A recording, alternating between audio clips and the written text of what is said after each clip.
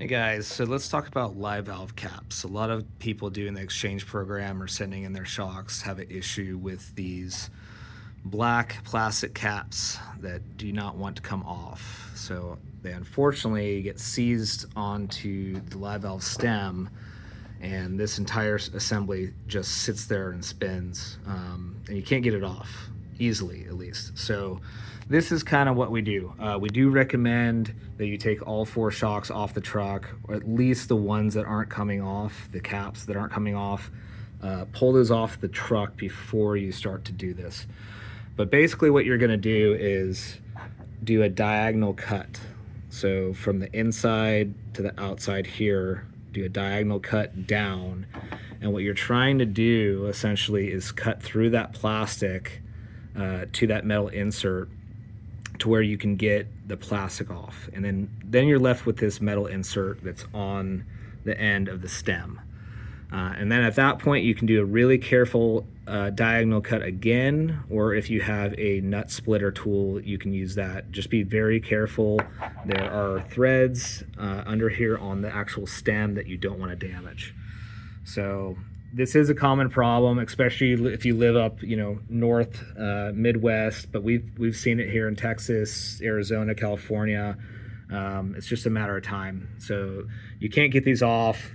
What we did develop is it's pretty cool. It's a 6061 billet cap with an integrated O-ring. So not only does that keep moisture out, but it's a one-piece cap that's not going to separate like the metal and the plastic. These are available on the website. They're not much money. They're definitely worth the investment if you're ever taking your shocks on and off, or if you're doing the exchange program or send-in program with us. It's cheap insurance to buy these when you do the rebuild. That way you're prepared. If you do need to cut these off, you can't buy these through Ford or Fox. They just don't sell them. So you're kind of stuck with whatever options you can find at that point. So I would recommend getting these caps. They do work very well.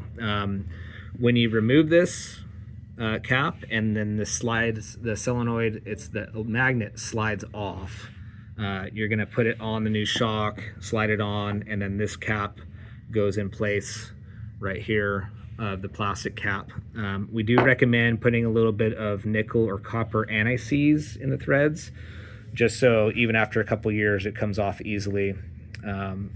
So if you have any questions, just call us, but that is a really good option for you live valve guys, 2019 and up. F-150 Raptors, Broncos Raptors, Ranger Raptors, they're all going to have that similar issue. So please call us if you have any questions. These are on the website for sale. If you have any other questions, just please let us know, and we're always happy to help everybody out. So appreciate it.